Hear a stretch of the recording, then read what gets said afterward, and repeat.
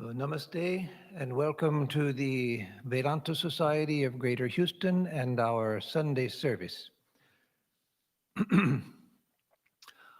Om ya pritira vivekanam vishayeshu anipayini tvam anusmarata same hridayan ma pasarpatu tvameva mata cha pita tvameva bandhuscha sakha tvameva vidya dravinam tvameva sarvam mama deva deva. That intense love which the ignorant bear towards the objects of this world, may I have that same intensity of love for thee. For thou art our Father, thou our Mother, thou our only friend and companion. Thou art our wealth and only knowledge. Thou art our all in all, O God of gods. Om Shanti Shanti Shanti Hari Om Tat Sat. Om peace, peace, peace be unto us all.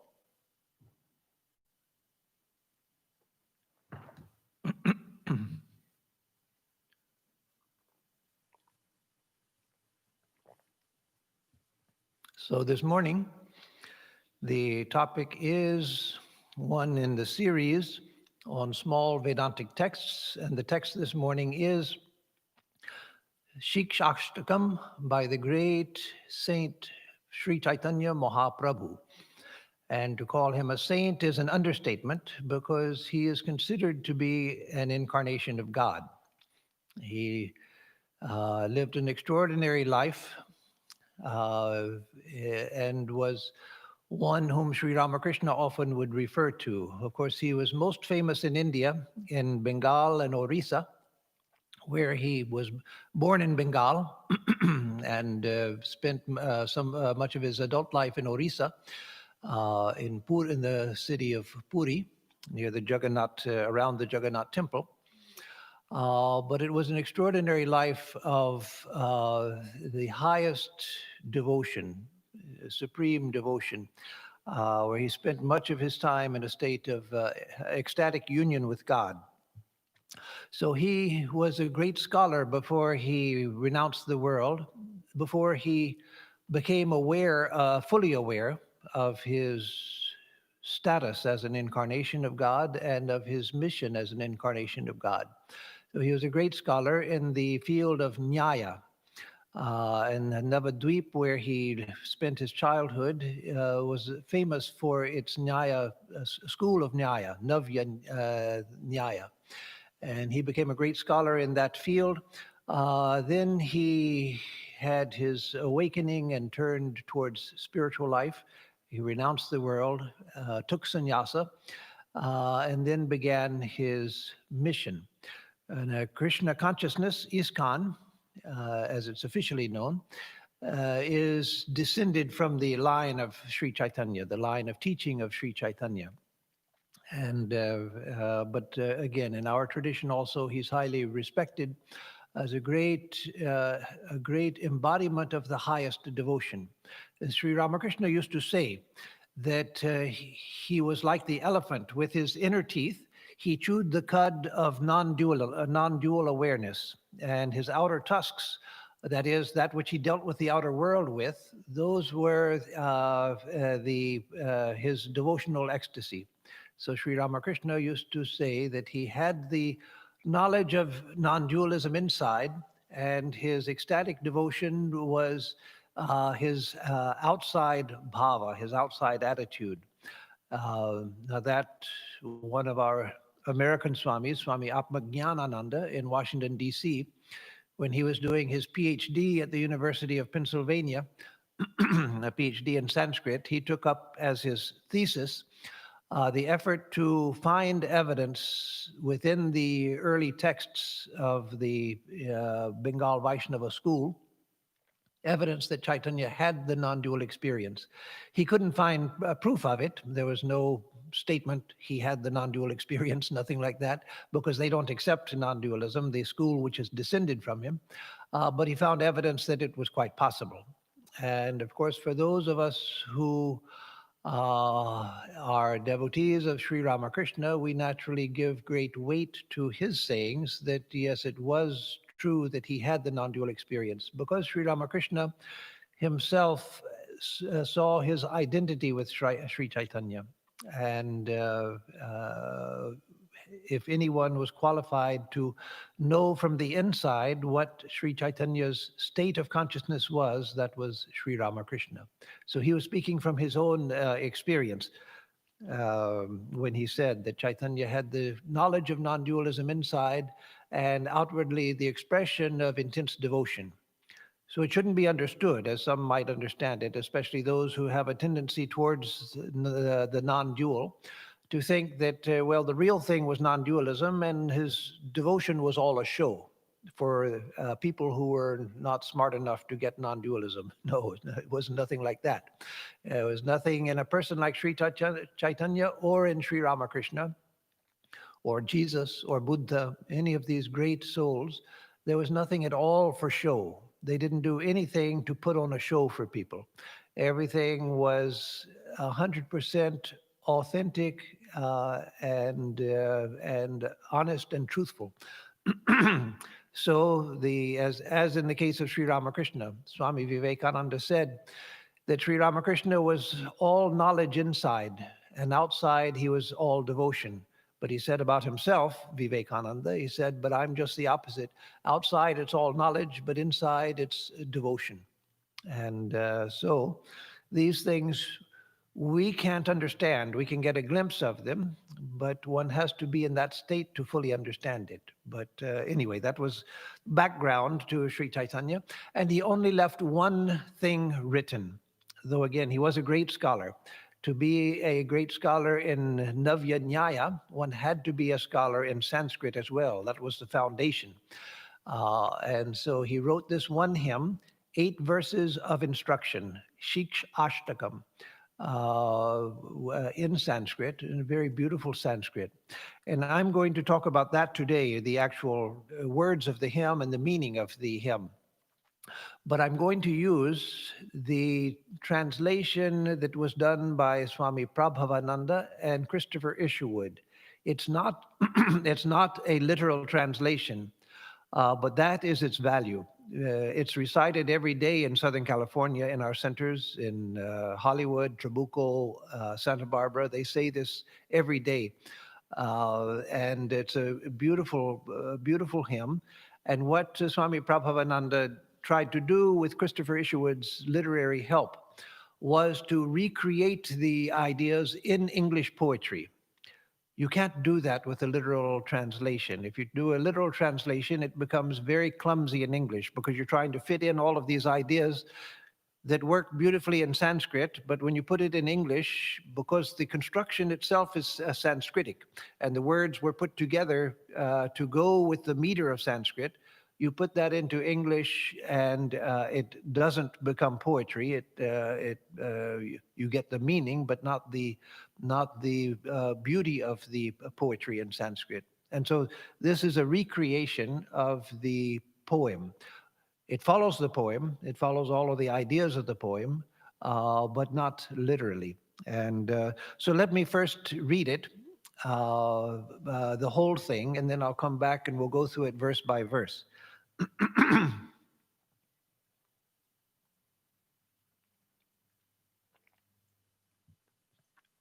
So it begins.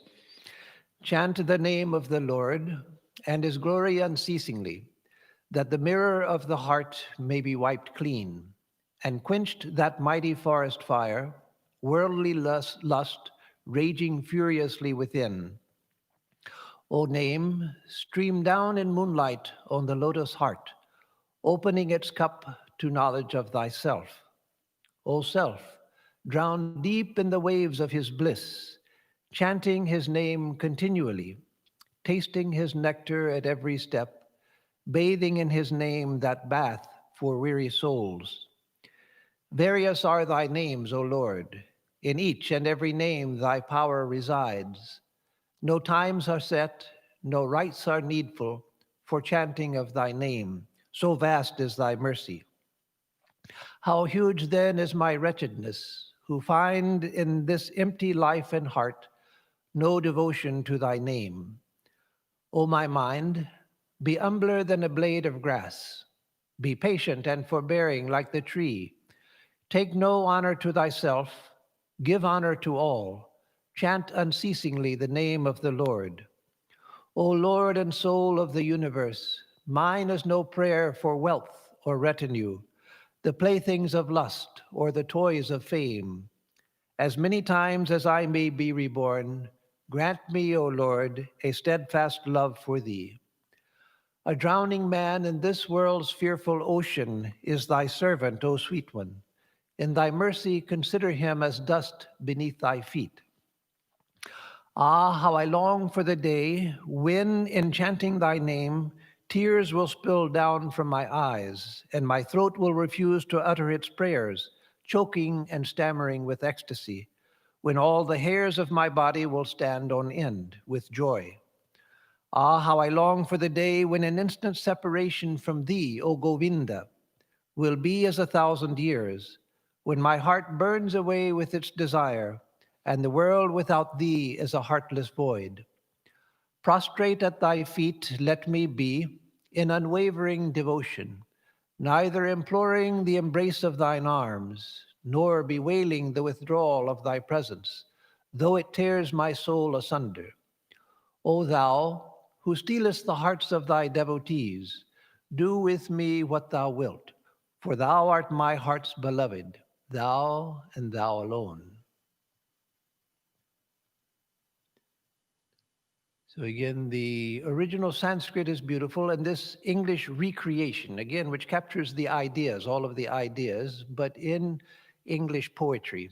It's a beautiful statement. I've read other translations, and nothing captures the beauty of the poetry like this. So it is this that I'll go over rather than, I have the Sanskrit here also, but rather than going back and forth from the Sanskrit to the English, I want to give a talk with less emphasis on the Sanskrit today and more emphasis on the mood and the ideas of the poem. So it begins, chant the name of the Lord and his glory unceasingly. So let me stop with that for a moment. There's a statement, I meant to look it up before coming, and I've forgotten where it is, but in one of the epistles of St. Paul in the Christian Bible, St. Paul says, pray unceasingly. And it's that idea which is the theme of the beautiful book recommended to all spiritual aspirants who practice a mantra, The Way of a Pilgrim, and the pilgrim continues his way. So that book by a Russian pilgrim in the 19th century about his practice of the Jesus prayer was centered on his quest. He heard in church one day the priest saying that, quoting that line from St. Paul, pray unceasingly. And he was struck with wonder. Pray unceasingly, how can you do that? We go to church, we pray. At home, sometimes we pray at certain times. But how can you pray unceasingly? Now, people in his time, 1,800 years had heard pray unceasingly from the Bible, but people didn't think anything of it. They just thought, well, pray unceasingly means pray as much as you can. It's a nice idea, but of course you can't do it, but it's a nice idea. But this man, for some reason, it awoke something within him, awakened something within him. And he began to wonder, how is it possible to pray unceasingly? He thought about it. He went to different priests and teachers and asked them, St. Paul says, pray unceasingly. How is that possible? And nobody could give him a proper answer. Finally, he found one who is called a starets in Russian, that is a spiritual guide, one who himself is advanced on the spiritual path, on the mystical path, and can guide others. So like a guru in the Hindu tradition. So this starets taught him how to use the Jesus prayer, Lord Jesus Christ, Son of God, have mercy on me. How to say that like a mantra, over and over and over again until it becomes continuous, so that continuously it's even when you're not consciously doing it, still that is rising within you. The mantra awakens, as we say in the Hindu tradition. It's interesting that in this text, at one point, another teacher tells him that this has nothing to do with that Hindu practice of the mantra, which is all mumbo jumbo. Well, of course, it has everything to do with the mantra. The mantra is not mumbo jumbo, it's exactly the same thing. Though for them, the bija of the publican's prayer, as it's called, Lord Jesus Christ, have mercy on me, that is Jesus, the name Jesus itself. Just as Ram, for Sri Ramachandra, Ram is considered itself a bija mantra. It's considered to have the power and be identical with Ramachandra himself. So the name of Jesus. To support that, we can see that Mary didn't name her son Jesus because she had a favorite uncle Jesus that she loved very much, and so she wanted to name her child Jesus also after Uncle Jesus. No. The angel came to her and told her, his name shall be called Jesus, meaning that this was a revealed name. And so the name Jesus was used and is used still as a mantra in the Eastern Orthodox Church. So again, in that pray unceasingly became his quest. And through the repeating of that prayer, he learned to pray literally unceasingly. And so here, chant the name of the Lord and his glory unceasingly. So we start saying it as often as we can. We do some formal practice where we sit during meditation time and repeat the mantra. And then we try to remember to do it during the day whenever we can. When we're driving, when we're sweeping, when we're washing dishes, whatever we're doing. If the mind is a little free, we try to make the practice of let me remember to say my mantra as much as I can in the intervals between mental engagement. And eventually the mantra awakens and then it repeats itself continuously. And we are conscious of that also. In the beginning, we have trouble paying attention to what we're doing. We're reciting the mantra and the mind is thinking of something else. But when it awakens, it becomes fully conscious. So chant the name of the Lord and his glory unceasingly, that the mirror of the heart may be wiped clean, and quenched that mighty forest fire, worldly lust raging furiously within. So that the mirror of the heart may be wiped clean. The heart as a mirror is a famous image in different traditions. In the Christian tradition, in the Sufi tradition, in the Hindu tradition, in the Buddhist tradition as well. In fact, those of you who have studied Zen Buddhism will remember that the one known as the sixth patriarch of Chinese Zen Buddhism, Huineng, he had just entered the monastery as an illiterate peasant. And the teacher in the monastery was knew that he was going to die soon. And so he wanted to appoint his successor as the next patriarch of the school of Zen, for the whole of the school of Zen within China. And so he asked his students to write a poem expressing their illumination. So one of his students, who everybody expected to become the next patriarch, he wrote a poem, and it said, "The body is a Bodhi tree." The Bodhi tree is, of course, the tree under which the Buddha attained enlightenment. "The body is a Bodhi tree. The mind is a mirror bright. Time and again brush it clean, and let no dust alight." So the mind is compared to a mirror, and keep the dust off of the mirror, keep it brushed clean. And so the idea of the mind as a mirror, or the heart as a mirror, because in the Buddhist tradition, the Hindu tradition, the older Christian tradition, including the Orthodox Christian tradition, the Sufi tradition, the Native American tradition, the heart is the higher mind. And so there's not a difference between mind and heart. When you're speaking about the heart, you're speaking about the higher mind. And so that image of the heart as a mirror is used in all of these traditions. Why? Because when the heart is perfectly clean, perfectly pure, then we get a perfect image of reality. We see the reality itself. And so, in all traditions, including ours, we say, cleanse the mirror of the heart, so that we can see God within the heart.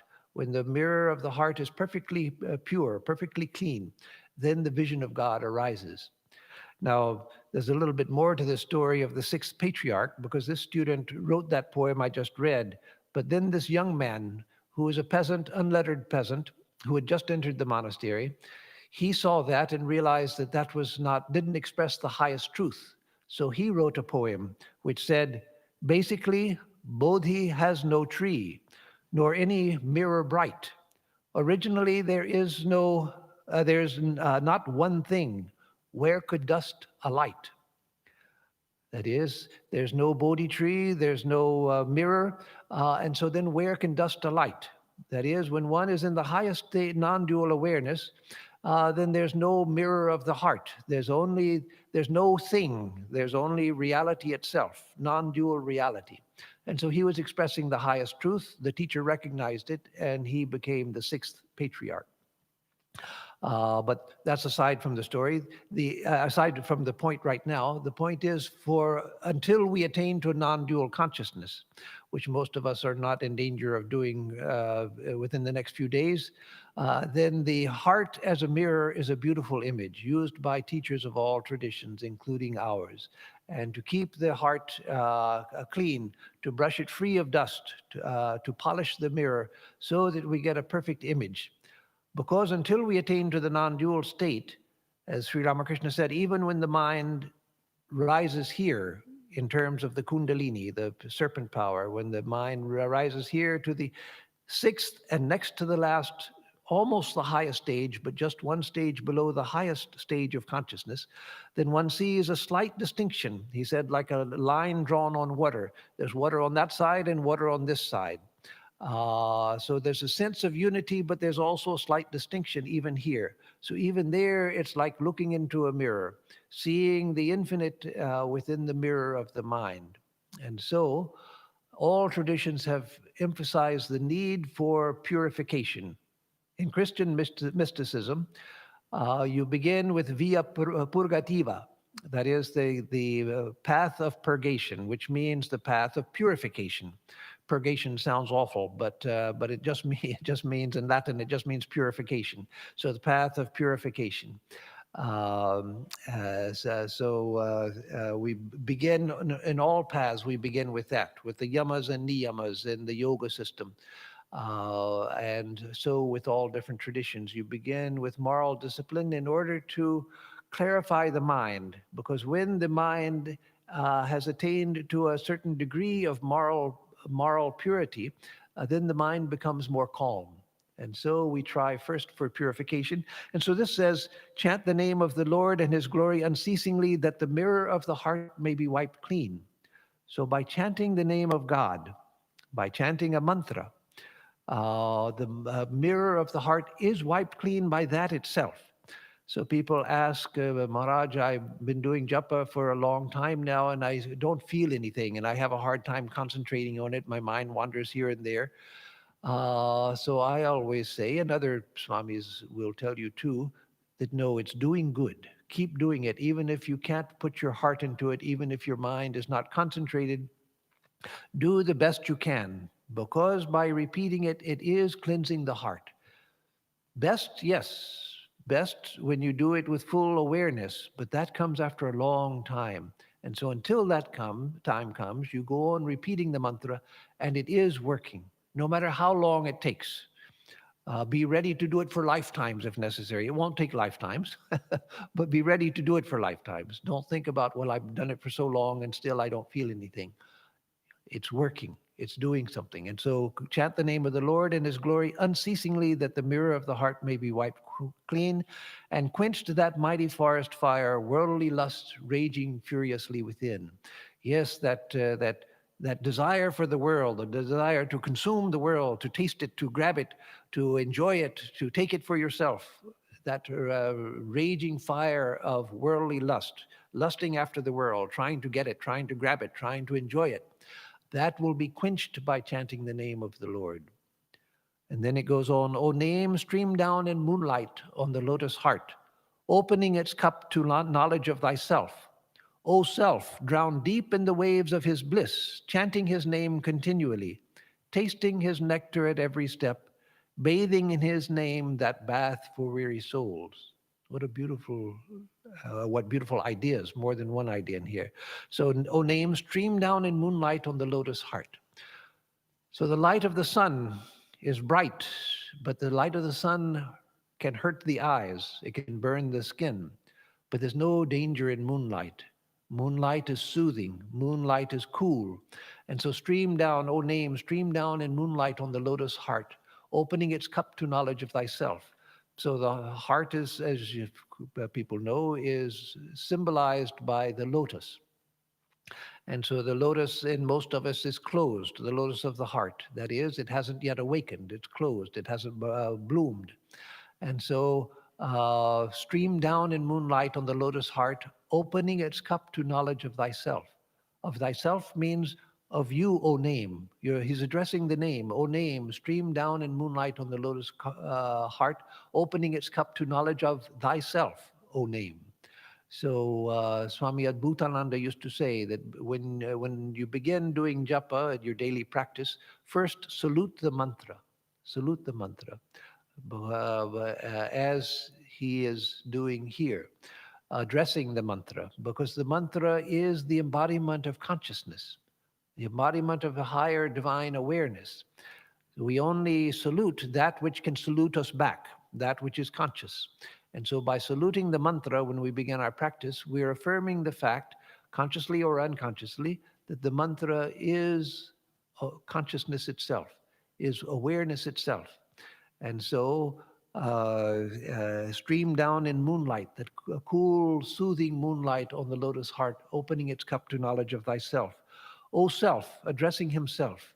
O self, O Jivatma, O individual self, that which I am, that sense of self that I have. O self, drown deep in the waves of his bliss, in the waves of the bliss of Hari, in the waves of bliss of God. Drown deep in the waves of his bliss, chanting his name continually, that is God's name. So drown deep in the waves of God's bliss. So tasting his nectar at every step, bathing in his name that bath for weary souls. So bathe yourself in the bliss of the divine by chanting the name continually. So yes, that's a high state. As we're practicing doing japa for a long, long time, doing japa feels more like work, not hard work. You don't work up a sweat or anything. Hopefully, if you're working up a sweat, you're doing something wrong.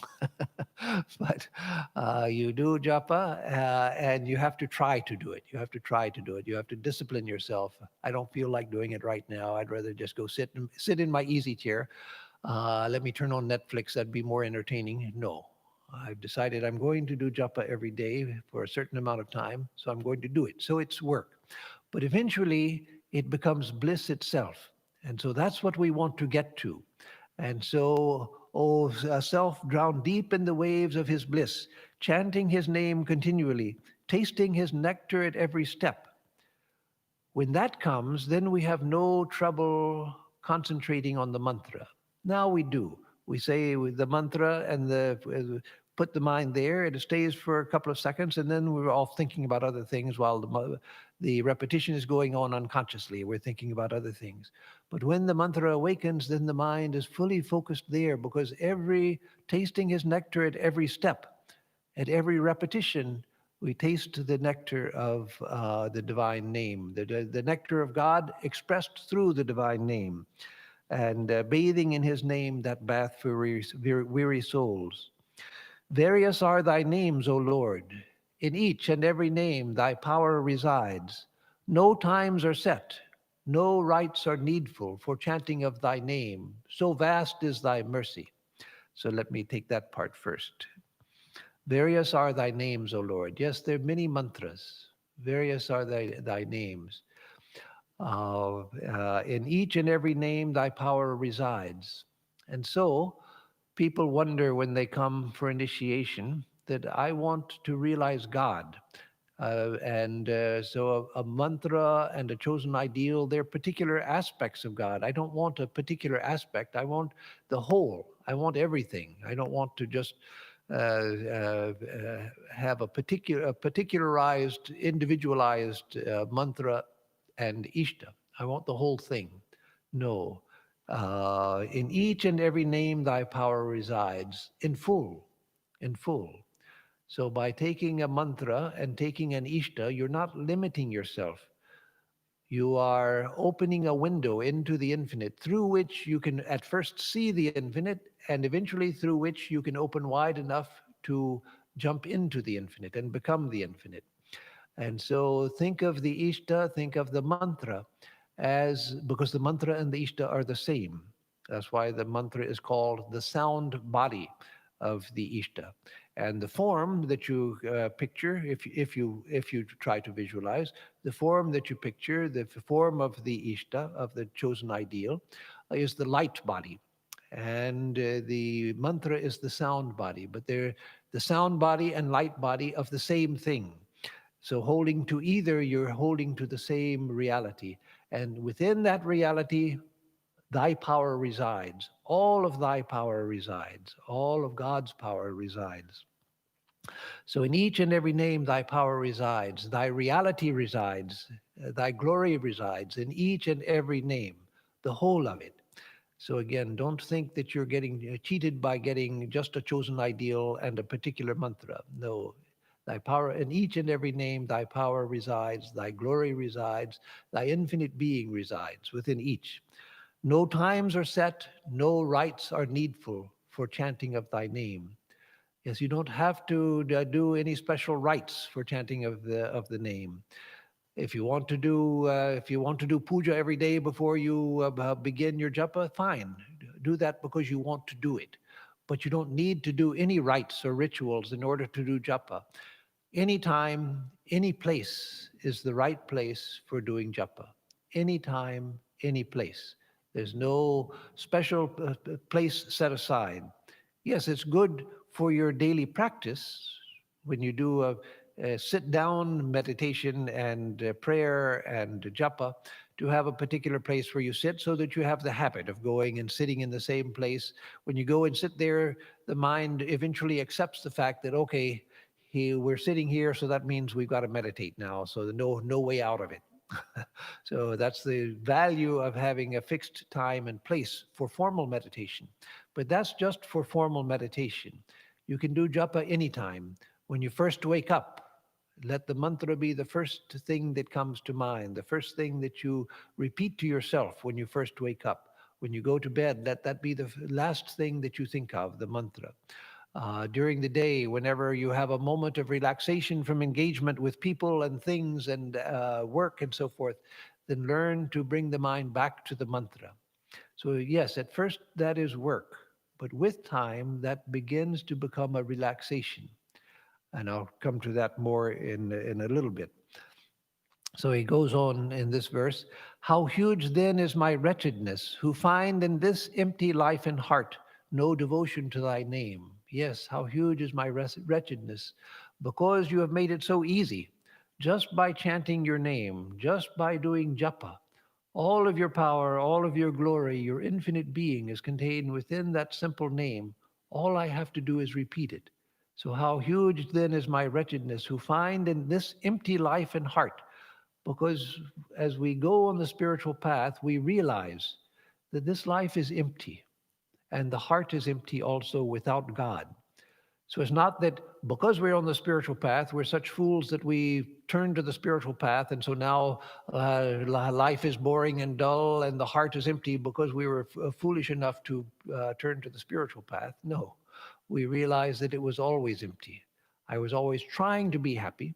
I was trying to think that trying to be high on life, trying to be excited about life, and trying my desperate best to be happy.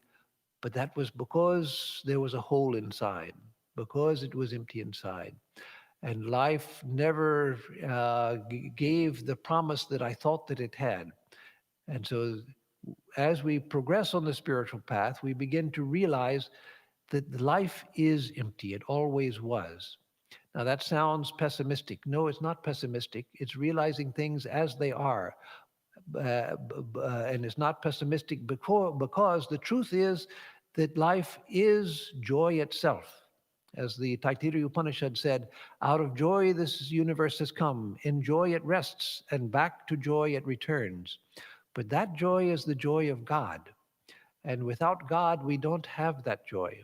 And so, as long as we're taking this world just in terms of this world and trying to enjoy it just on its own terms, we come up empty. We come up empty again and again.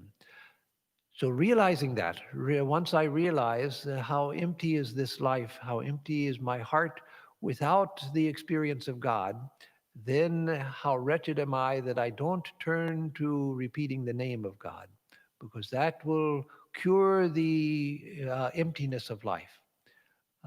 So, uh, how huge then is my wretchedness who find in this empty life and heart no devotion to thy name. So let me pray. Let me pray for devotion to the name of God. Let me pray for that so that I develop devotion for the name of God. O my mind, be humbler than a blade of grass. Be patient and forbearing like the tree. Take no honor to thyself. Give honor to all. Chant unceasingly the name of the Lord.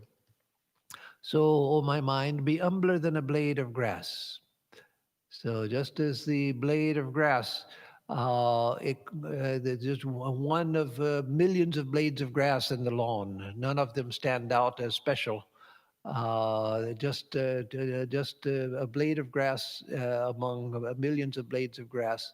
So may I realize that there is nothing special about this. That which is special is the divine reality. So nothing special about this. So it has nothing to do with self-hatred. That is not humility. That is a an unfortunate form of egotism where you're still thinking about yourself and thinking that I'm such an awful person, I'm a terrible person. No, don't allow yourself to think like that. Think of your own divine purity, that your oneness with God. But like the blade of grass, that everyone else is a child of God as well. I'm a child of God. There's nothing dirty about me. But all others are children of God as well. Everyone shines with the glory of God, as do I. And so, humbler than a blade of grass means let me be simple, let me be transparent, not self-hating, not filled with guilt, not filled with a sense of sinfulness. No, nothing like that. That should be banished from the mind. But just humbler than a blade of grass means being as simple as a blade of grass. Uh, I am what I am. I know what I know, and I don't know what I don't know, and that's okay. I accept that. I don't have to sell myself to other people. Yes, if you're trying to get a job, you may have to do some of that just in order to survive. But inside, we should always know, we should always try to just be who we are. And except when we're trying to get a job or something, then we shouldn't try to do that which is so common nowadays, of trying to sell ourselves to others. That becomes a habit. No, just be simple, be who you are, and know that that is enough. So chant unceasingly the name of the Lord again, it says. And then, O Lord and soul of the universe, mine is no prayer for wealth or retinue, the playthings of lust, or the toys of fame. As many times as I may be reborn, grant me, O Lord, a steadfast love for thee. So, yes, that's why Sri Ramakrishna used to say, don't pray for things. I want this, I want that, give me this, give me that. Then you're not really devoted to God. You're using God as a cosmic vending machine. You punch the button, you put in it's not, you can't call it a coin because it's not worth much. It's just a token. You put in your prayer and push the button and expect the goods to start flowing. So what you want are goods. You don't want God. And so what we have to do is to pray for God. Uh, uh, as it says here, as many times as I may be reborn, grant me, O Lord, a steadfast love for thee. So let that or something similar be my prayer. Not to pray for the wealth or retinue, the playthings of lust, or the toys of fame, because you realize how empty those things are. What good is that going to give me? Lifetime after lifetime, I've had those things. Sometimes I've been rich, sometimes I've been poor, sometimes I've been famous, sometimes I've been infamous, sometimes nobody knows me or cares about me. All of these different experiences, and none of them were satisfying. None of them were satisfying. So let me realize that now, that these things are not going to give me satisfaction. So let me not pray for them. Let me go through life. I do what I need to do to live a normal life. I take care of what I need to take care of to lead a normal life.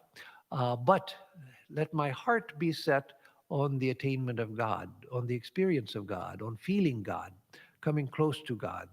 And so let me have a steadfast love for thee as many times as I may be reborn.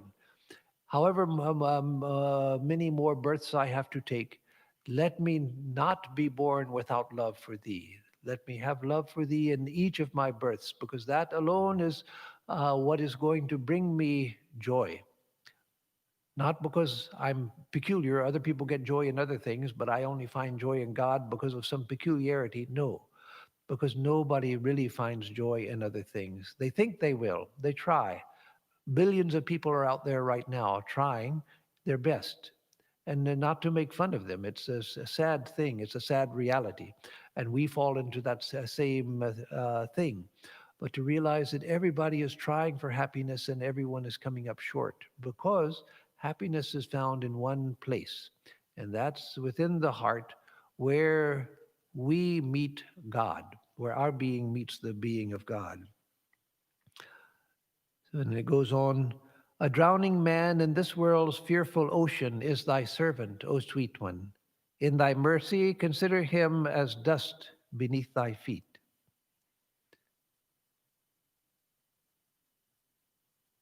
Oh, I just realized that I didn't finish that earlier verse. Let me just say a little bit more about not the immediate one, but the penultimate. Oh, my mind, be humbler than a blade of grass. Be patient and forbearing like a tree. Yes, be patient and forbearing like a tree, because spiritual fulfillment doesn't come quickly. It's the ultimate solution to all of our problems, where all problems, all suffering, all misery is erased forever in the awareness of God, completely, utterly, transcendentally. But it doesn't come quickly. And so we have to be patient and forbearing like the tree, able to, as the tree, the winds blow, the storms come and go, the sun bakes down, rains pour, and yet the tree remains standing. And so, like the tree, let us take the storms of life and continue on our spiritual path in the midst of everything. Take no honor to thyself, give honor to all. That same earlier verse says, take no honor to thyself, give honor to all. That is, don't take honor to thyself. Doesn't mean again that you try to uh, convince everybody that you're no good. No, it doesn't mean that. It means that don't try to bring honor to yourself. Don't try to bring attention to yourself. Respect others. The strange thing is that if we do that, if we respect others, if we pay attention to the welfare of others, if we love others, that's the easiest way to bring honor and love to ourselves. But we don't realize that. We're so afraid that we're going to lose out on people's attention and people's love. So we're constantly trying to attract it towards ourselves. No, we don't need to do that. That only drives people away. They get annoyed with us for being clingy. So let us not be clingy. Let us give honor to others, give love to others, look to the welfare of others, and that is the best. That not that that should be our motivation, but the fact is that that is the best way to bring honor to ourselves and love to ourselves. And so then the next verse, again, I'll just read it. We already went over it. That is, O Lord and soul of the universe, mine is no prayer for wealth or retinue, the playthings of lust or the toys of fame, as many times as I may be reborn. Grant me, O Lord, a steadfast love for thee. Now coming back to this verse I stopped on. A drowning man in this world's fearful ocean is thy servant, O sweet one. In thy mercy consider him as dust beneath thy feet. So that again is a common sentiment expressed in the Hindu tradition that in fact, Sri Ramakrishna used to use this expression when people would say something about his greatness or something. He would say, "No, I'm just the dust of the devotees' feet." And so that's a common way of expressing one's humility, that I'm nothing special, I'm nobody special. And so let me be the dust of thy feet, O God. Because there, resting as the dust on the feet of God, we're resting in the infinite itself. So, a drowning man in this world's fearful ocean is thy servant, O sweet one. In thy mercy, consider him as dust beneath thy feet. Yes, I'm drowning in this fearful ocean of life, this fearful ocean of samsara. So let me hold to thy feet, even as dust of thy feet. Let me hold to thy feet, because there is the shelter for the whole world. It goes on, excuse me.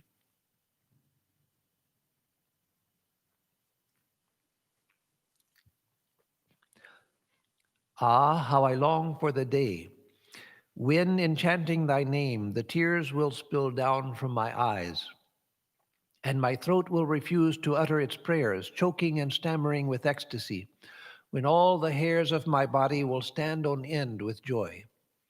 So here he's speaking of the fulfillment of chanting the name of God. When the mantra awakens and we begin to feel ecstatic joy with every repetition of the name of God. Those of you who have read The Eternal Companion, the life of Swami Brahmananda, will remember that after Sri Ramakrishna passed away, when he was in Vrindavan for some extended period practicing austerities, he was one night he was in a group kirtan. People were singing devotional songs, and he was seated. Just happened to be seated next to a Vaishnava Babaji, that is a Vaishnava holy man, who was doing his japa with his beads. And every now and then the Baba would take his beads and reach over and touch the beads to the head of Swami Brahmananda. And Swami Brahmananda felt that every time that he touched me with his beads, a thrill of ecstasy would pass through him. That's because the Babaji had awakened his mantra. He had identified the mantra with God and the mantra with each bead of the rosary. And so when he touched his rosary to the head of Swami Brahmananda, it conveyed the ecstasy which the Baba himself was experiencing as he repeated the mantra. So we who haven't yet had our mantra to awaken, we who have not yet experienced that ecstasy of devotion, what should we do when doing japa is basically just one more chore that we do? It may not be a hard chore, a laborious chore, a distasteful chore, but still it's something that we have to do. And we don't feel much joy with it. We just do it because we know we have to do it. So, no, as we do it, let us pray for the awakening of the mantra. Let us pray so that we feel joy with our, may I begin to feel joy in the repetition of the name. Sri Ramakrishna used to say that once a person begins to feel joy in repeating God's name, then there's not much left to do. Once you begin to feel joy with the repetition, then you've begun to get a taste for it, and that itself will take you forward. So until we get that, however many years it takes, don't count the years. And if it's decades, don't count the decades. Just go on repeating the mantra and pray, may I take delight in your name. May I learn to take delight in your name. Because once that comes, that's not the ultimate experience. But once that comes, then you begin to repeat it with attention, with loving attention, and it begins to carry you forward, and you feel that you're being carried forward. With every repetition, you feel that it's carrying you forward. So then, as Sri Ramakrishna said, there's not much to worry about then. Your path has become smooth. Ah, how I long for the day when an instant separation from thee, O Govinda, will be as 1,000 years, when my heart burns away with its desire, and the world without thee is a heartless void. So yes, how I long for the day when an instant separation from thee, O Govinda, O Lord, O God, will be as 1,000 years. Yes, may I attain to that, where just an instant of forgetfulness of God seems like 1,000 years. I can't bear it. That is a blessed state. It sounds horrible. If right now we felt miserable for every moment that we're not thinking about God, we'd go around in misery all the time. So, no, this is when the slightest forgetfulness of God brings misery, then that's a very blessed state. And that misery is a blessed misery. Viraha, the pain of separation. Through that, all of your bad karma will be destroyed through that itself, will be destroyed through that pain of separation from the thought of God. And so that's a blessed state, not at all a bad state. When an instant separation from thee, O Govinda, will be as 1,000 years, when my heart burns away with its desire for you. May I have that, where my heart is burning with the desire for thee, O God, O Divine Mother, O Divine Father, O Divine Friend, O Divine Lover. And the world without thee is a heartless void. It is, right now, the world for all of us is a heartless void. The way we experience it, it's not really a heartless void. The universe, again, is born out of joy, it exists in joy, and it returns to joy. But that joy is the joy of the presence of God. And when we're completely forgetful of God, then things here are empty. As Sri Ramakrishna said, if you have a long string of zeros, it still amounts just to zero. But if you put one in front of the string of zeros, then the whole string of zeros gets tremendous value. And that one is God. And so the zeros are this world. Without God, everything is a zero. We don't feel it now because we've deluded ourselves into the promise that things are going to make us happy. And so there's that expectation of happiness that keeps us going, which gets us up in the morning, which gets us out of bed, which keeps us moving. The expectation. But eventually we realize that we don't need that expectation because that's never going to be fulfilled. Infinite joy is found in the being of God. So let me go towards God. Let me move towards God.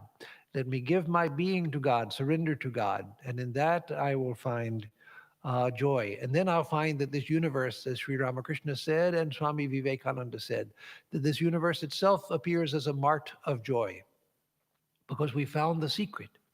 We found the secret, the divine being who is everywhere in everything, manifested as everything. But right now, our experience doesn't have that. We see the world in its own terms, and it's just a heartless void. And so let me realize that it is a heartless void so that I seek for the heart of the universe, which is God. Now we come to the last verse, which is, prostrate at thy feet, let me be, in unwavering devotion, neither imploring the embrace of thine arms, nor bewailing the withdrawal of thy presence, though it tears my soul asunder. O thou, who stealest the hearts of thy devotees, do with me what thou wilt, for thou art my heart's beloved, thou and thou alone. So prostrate at thy feet, let me be in unwavering devotion. Swami Shivananda, the disciple of Sri Ramakrishna, Shivananda, Mahapurush Maharaj, as he was called, um, he used to say when he was president of the order in his old age, he had a dog at Bellermutt, and so his dog would lie outside of his room on the floor at the door of his room. So Swami Shivananda would say, this is my dog, and I'm the dog of Sri Ramakrishna, pointing to the shrine. So this is my dog lying at my door, and I'm the dog of Sri Ramakrishna lying at his door. So prostrate at thy feet, let me be in unwavering devotion, neither imploring the embrace of thine arms, nor bewailing the withdrawal of thy presence. So this is bringing karma yoga into the highest devotion. Karma yoga where karmanyevadhikaraste ma phaleshu karachana. Yours is the right to work, not to the fruits of the action. And so in spiritual life also, ours is the right to do the work of spiritual practice, the work of spiritual discipline, the work of doing japa, the work of trying to think of God, the work of trying to dedicate myself to God. The fulfillment of that will come in its own time, in God's own time. It will come, but it will come when the time is right, according to God's infinite wisdom. And so I don't pray for the embrace of thine arms, O Divine Mother. I don't pray for I don't bewail the withdrawal of thy presence, though it tears my soul asunder. Yes, because I'm miserable without the thought of thee. But I give myself unreservedly to thee. Do with me what thou wilt. For thou art my heart's beloved, thou and thou alone. Thou art my heart's beloved, thou and thou alone. Nothing else, no one else. So that is a high state. We can't imitate that, but we can look to it and try to move towards it. We can move towards it. And so all of these verses were written by one of the great saints of the world. He's not, unlike great teachers like even Krishna and Ram, even they are known in the Western world nowadays. They weren't for a long time, but they are known in the Western world nowadays. And Jesus and Buddha are known all over the world because they were missionary, their religions became missionary religions and spread their names all over the world. And Sri Ramakrishna has spread all over the world as well. But Sri Chaitanya is not so well known, but he was one in the class of those Rama, Krishna, Buddha, Jesus, Ramakrishna. He was in that class of beings. And so this hymn, which he wrote, is an extraordinary hymn. And as I've said before, not today, but when announcing this class, that in this series on small Vedantic texts, I didn't want to take only texts that deal with the path of knowledge and heavy Vedanta philosophy. I wanted to take some that are devotional as well, because most people follow a devotional path, either in part or completely devotional. And so this is a beautiful hymn. As I said at the beginning, it's repeated every day in our Southern California centers, except maybe San Diego. Um, I think there we used to repeat it, and probably it's still repeated on class nights or something like that. But in other centers, it's recited every day. And it's worth reciting every day because it contains the essence of the spiritual path, especially as many of us follow. That is the path of the mantra, the repetition of a mantra. And if you take something like this and recite it every day, the ideas go deep into the mind. Repetition has a great importance in spiritual life. Through repetition, you're driving the same idea deeper and deeper and deeper into the mind. Uh, we in the West, and now around it's happening around the world, but it started in the West and it's still predominantly in the West. We are addicted to novelty. We want everything to be new, something new.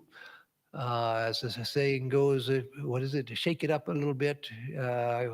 Let's shake it up a little bit. Meaning, let's get out of the rut and do something new and everything. Well, there's a place for that. There's a place for bringing a little novelty just to stimulate the mind. But there's a greater place for repetition. The same idea over and over and over again.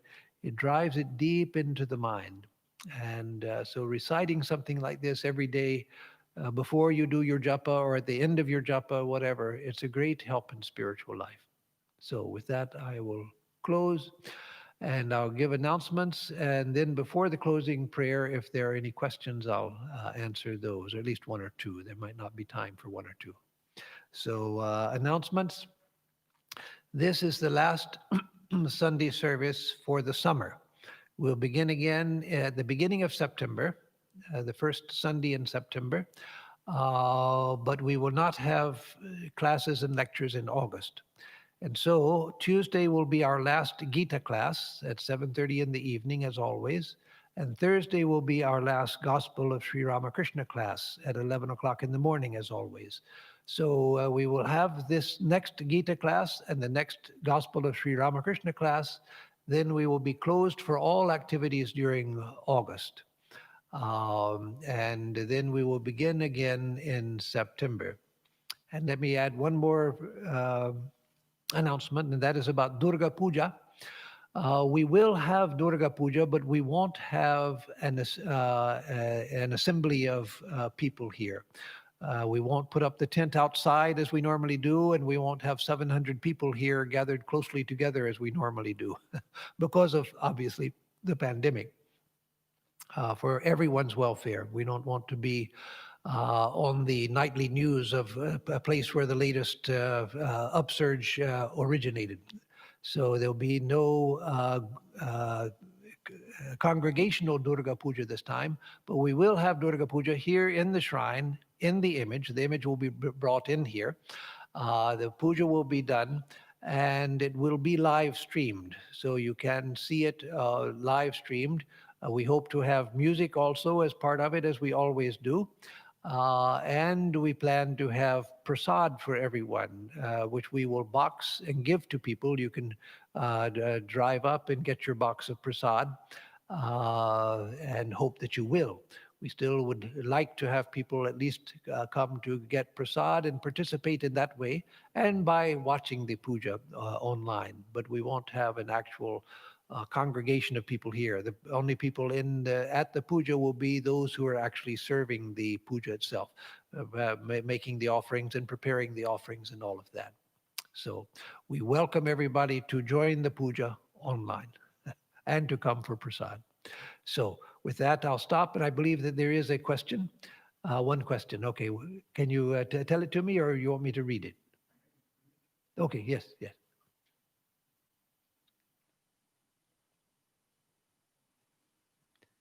Thank you, Jitin. Okay, from Peggy. The concept of name seems to be very foreign to Westerners. How can we explain it in a way that would resonate with those who may have spiritual tendencies but lack direction? Very good question, Peggy. Very good. There's another question, which is a very short one. I'll answer that and then come back so I don't forget that. When is Durga Puja, Maharaj? I've forgotten. So we'll let you know. Sorry, but I've forgotten. But it'll be the Saturday before the main puja. But I forgot the actual dates. I'm sorry. We'll get that out to you, and we should get that out soon so people know in plenty of time. So back to Peggy's question. The concept of name seems to be very foreign to Westerners. How can we explain it in a way that would resonate with those who may have spiritual tendencies but lack direction? So yes, one of the best ways that I know is for people to read two books, depending on their interests and their openness to things in the Hindu tradition. If they're not really interested in the Hindu tradition or something, then The Way of a Pilgrim is a wonderful book which introduces the idea of the mantra in an experiential way, which is the book is easy to read. It's beautifully written. It's interesting to read just as we read a book because we find it entertaining. This is a beautiful book to read, and it introduces the idea from an experiential standpoint and from the standpoint of someone who was trying to understand it. So I would say that's the best entry for most people, particularly in the West or outside of India. And the second book is The Eternal Companion, because it's the life of Swami Brahmananda, as you know, but it deals a lot with japa and the value of japa. It continually reverts back to the idea of japa, especially in the teaching part where Swami Brahmananda gives teachings. And as far as just general ideas that you can explain to people,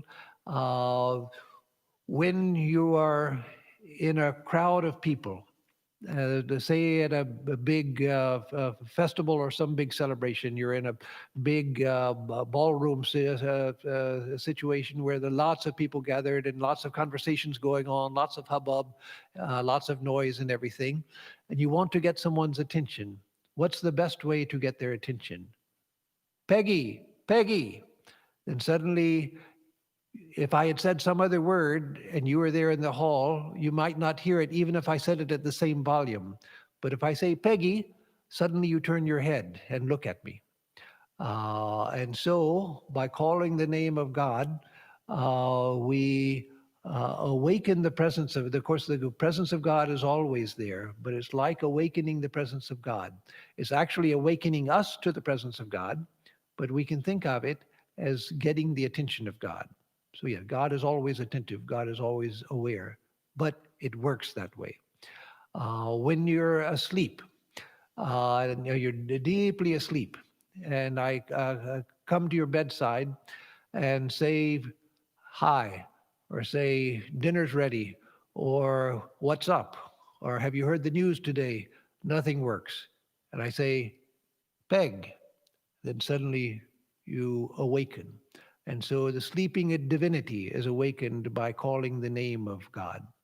And so just as you feel, you meaning everybody, not just Dhira, Peggy, but everybody, you feel an identity with your name. And see how strange it is, how sensitive we are about our name. That somebody's name is, say, their name is Ron, and you've just met them, and then you go off and talk with some other people, and then you come back and you say, Don, I wondered if you had a few minutes to speak. And the person looks a little startled and say, it was Ron, it was Ron. What does it matter? What does it matter? I may never see this person again. I called him Don by mistake because I forgot. And this may be the last time I ever see him. But by calling him Don, there's this dissonance that he feels. And so he wants to correct the record. If he's a nice person, he doesn't feel offended. It's not that he feels offended or he feels that, you stupid idiot, what, can't you get my name right? It's Ron, not Don, idiot. No, not like that. If he's a good, friendly person, but there's something about us that we want to correct it because I'm not Don, I am Ron. I'm Ron. And so that identity that I feel with my name, there's an identity between the name of God and God.